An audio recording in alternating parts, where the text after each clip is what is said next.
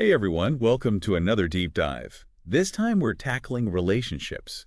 Specifically, the age-old question, are men and women really that different? It seems like a pretty popular topic, right? Yeah, it definitely is. And we received a request to dive into a couple of really interesting books. Oh, which ones? Well, the first one is a classic, Men Are From Mars, Women Are From Venus by John Gray.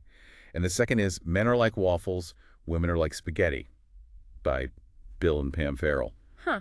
Those titles are pretty creative, so it sounds like we're going on a deep dive to understand men and women better. Exactly. You got it. We want to see what these books have to say and kind of see if we can weave in some psychological and sociological insights along the way. Sounds like a plan. All right, let's jump right in with John Gray's Men Are From Mars, Women Are From Venus. I mean, just that title alone is intriguing, don't you think? Yeah, for sure. It definitely grabs your attention. Right. And it perfectly sets up Gray's main point. Men and women are practically from different planets, which leads to, well, all those communication mishaps and misunderstandings we experience. It's like a constant game of interplanetary telephone. Haha, exactly. So Gray suggests that men, they're kind of wired for problem solving. They want to jump in and fix things when they see an issue. While women, on the other hand, they're often looking for that emotional connection. Like they want to feel heard and understood first. Yeah, rather than immediately bombarded with solutions. Right. Like imagine you've had a crazy day and all you want to do is vent to your partner. I've been there. But instead of getting a listening ear, you just get a ton of advice. Get a list of possible solutions, right? Yeah, exactly. It can be frustrating. And that right there is a classic Mars-Venus clash. Definitely. And it's not that our partners don't care. It's just that their instinct is to jump into that fix-it mode. Makes sense. And this difference, it even goes beyond everyday conversations, right? Oh, absolutely. Gray talks about how men need to retreat, go to their caves, so to speak. Ah, yes, to de-stress and recharge. Exactly. While women, they might prefer to just talk through their emotions. Yeah, it's like their way to process and find relief. This whole cave time versus talking it out thing is so interesting. It's like when a man retreats to his cave, it's not that he's not interested or avoiding anything. Right. It's almost like a built-in coping mechanism. It's a fight or flight response kicking in. Exactly. And this actually connects to some ideas from evolutionary psychology. It suggests that these differences, they might be rooted in traditional gender roles. So like men being the protectors and providers, having to act independently. Makes sense. And women being more collaborative, focused on those social connections. It's fascinating how these patterns might be influenced by our evolutionary past. It is. So it's not about saying one approach is better than the other. It's about recognizing that these differences exist and respecting each other's needs. I completely agree. So moving on from Mars and Venus, where are we headed next? Well, now we're going to switch gears to something a little more delicious. Let's talk about the Farrell's book, Men Are Like Waffles, Women Are Like Spaghetti. Okay, now I'm intrigued. And a little hungry, honestly. Me too. But the food analogy, it's actually really clever and insightful. How so? So the Farrells use these images to explain how men, well, they tend to think in a more compartmentalized way, kind of like a waffle with its separate squares. Okay, I can see that. And women? Women, they're more like spaghetti. Their thoughts are all interconnected like a big plate of noodles. Huh, interesting. So let's say a couple's trying to make a decision together. Right.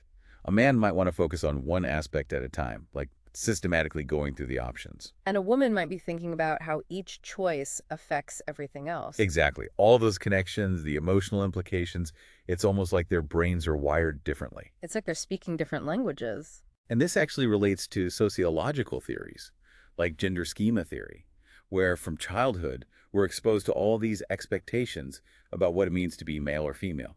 Oh, I see. So like boys are encouraged to be assertive and independent, while girls are told to be nurturing and relational. Exactly. And these early experiences, they really shape how we see ourselves and others. Wow, it's amazing how these early influences can shape our communication patterns later in life. It really is.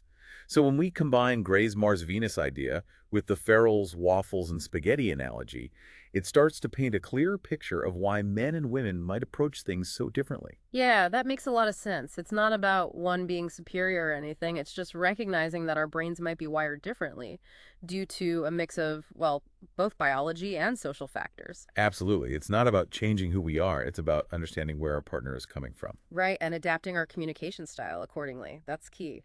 I think we've laid some great groundwork exploring those fundamental differences. Yeah, we've got a good foundation. So the big question is, how do we actually put this knowledge into practice? That's the million-dollar question, isn't it? Right. How do we navigate these differences in a way that actually strengthens our relationships? Well, that's what we're going to explore next. We'll dive into some practical applications and strategies for bridging those communication gaps and creating stronger bonds. Can't wait. I'm ready for part 2.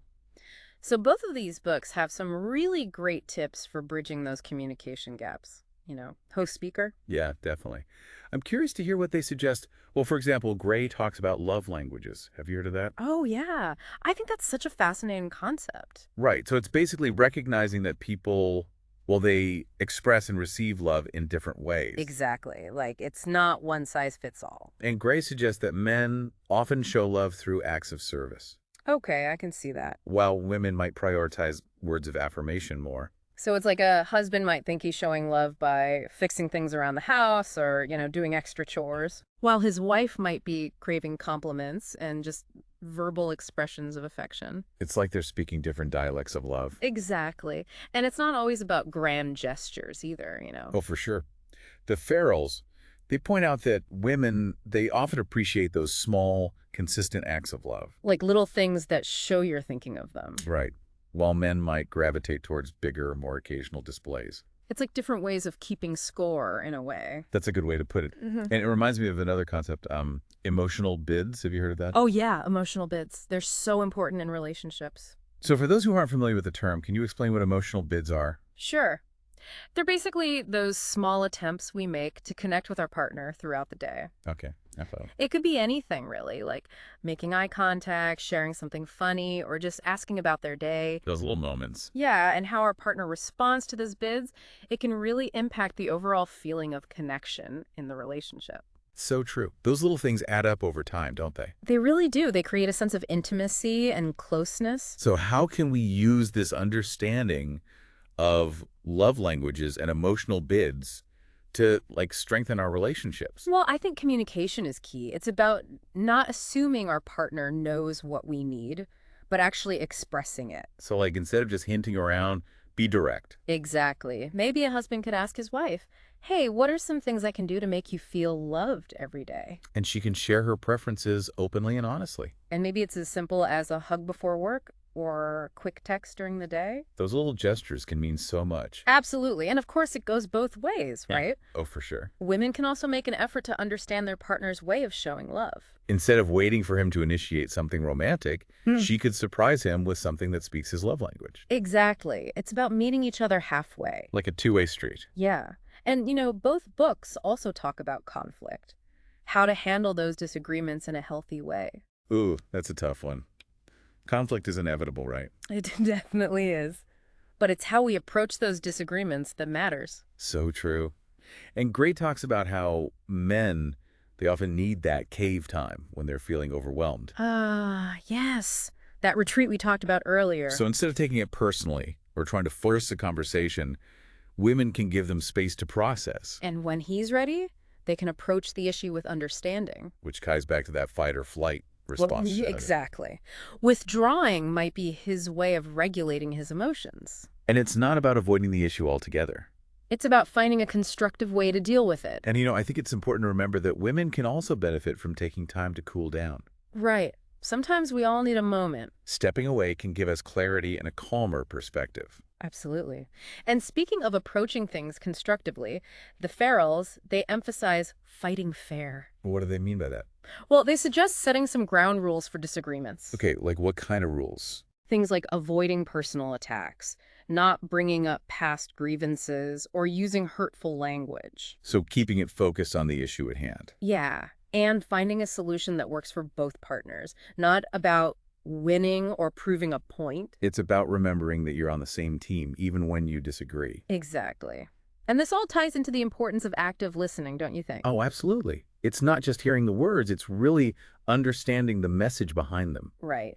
Active listening involves paying attention to those verbal and nonverbal cues, reflecting back what you've heard, and asking clarifying questions. So showing your partner that you're truly engaged and that their feelings matter. Exactly. So instead of interrupting or getting defensive. Or jumping in with solutions right away. We can practice pausing, reflecting, and trying to see things from their perspective. That seems like such a crucial skill for any relationship. It really is. And the more we practice active listening and effective communication, The better we'll be at handling those tough moments and coming out stronger. exactly. Now, both books also touch on the importance of physical intimacy in relationships. Yeah, and I think this is an area where a lot of couples could benefit from understanding those gender differences. Absolutely. Physical intimacy is a big part of a romantic relationship. But it's often intertwined with emotional and psychological factors too, right? Exactly. Gray, for example, he talks about how men and women experience desire differently. In what way? Well, he suggests that men are often more visually stimulated, Okay. while women, they tend to need that emotional connection to feel aroused. So a husband might think watching a romantic movie is a great way to set the mood. While his wife might need some quality conversation and cuddling beforehand, It's about understanding those different pathways to arousal. and creating an environment where both partners feel comfortable, safe, and desired. That makes sense. The Farrells also highlight how important it is for men to understand women's hormonal cycles. Right, because those cycles can affect mood and libido. It's not about making excuses. It's about having compassion and recognizing that those fluctuations are natural, Absolutely. It's about being sensitive and responsive to our partner's needs. both physical and emotional. And this is where open and honest communication is so vital. Couples need to feel safe discussing their desires and preferences. Everything. Likes, dislikes, concerns. It's about creating that safe space for dialogue. Exactly. And that helps couples navigate those sensitive topics with more ease and understanding. So important. Okay, we've covered so much. Communication styles, love languages, conflict, intimacy. It's been quite a journey. But there's one more area I want to touch on before we wrap things up. Both books talk about creating a shared vision for the future. Ah, yes. Setting goals as a couple, supporting each other's dreams. Exactly. It's not just about romantic love. It's about building a partnership where you both feel supported and empowered, Yeah, to pursue your own dreams and passions. Exactly. Gray even suggests that couples create a couple's mission statement. A mission statement for couples. Yeah, it's about outlining your shared values, dreams, and goals for the relationship. That's a really cool idea, like creating a roadmap for your journey together. Exactly. And the Farrells, they encourage couples to find ways to support each other's individual goals, too. Even if those goals are different, or maybe even conflict sometimes. Right, like maybe one partner wants to go back to school while the other wants to start a business. It's about finding ways to encourage and champion each other. Being each other's biggest cheerleader, Offering support, whether it's a listening ear or practical help or just a shoulder to lean on. And celebrating each other's successes, both big and small. It all strengthens that sense of partnership. It creates a dynamic where both people feel seen, heard, and valued for who they are. And where their dreams are nurtured and supported. That's what a truly balanced and fulfilling relationship is all about. We've covered so much ground today. From Mars and Venus to waffles and spaghetti. It's been a delicious journey. We've talked about communication styles, love languages, conflict resolution, intimacy. Even creating a shared vision for the future. And while these books offer some amazing insights, it's important to remember they're just a starting point. Oh, absolutely. Every relationship is unique. What works for one couple might not work for another. Exactly. There's no one-size-fits-all approach to love and relationships. The key is to take these concepts and apply them thoughtfully to your own relationship. And remember, relationships are a journey, not a destination. There will be bumps along the way, Misunderstandings, challenges, it's all part of it. But by approaching those challenges with open communication and empathy, And in a willingness to compromise, that's so important. you can build a stronger and more fulfilling bond with your partner. Couldn't have said it better myself. So I hope this deep dive has given you some food for thought, Some practical tools, too. and maybe even a renewed sense of hope and optimism about your own relationships. And hey, remember, you're not alone on this journey. There are so many resources out there to support you. Books, articles, therapists, relationship coaches. Don't be afraid to seek guidance when you need it. As we wrap up this deep dive, I encourage you to keep exploring, keep communicating. And keep that spark alive. Because at the end of the day, the most important ingredient in any relationship is love. Nurture it. Cherish it and watch it grow. Well said. Yeah. That's all the time we have for today, but thank you so much for joining us on this deep dive into the world of relationships. It's been a pleasure exploring these fascinating concepts with you. Until next time, happy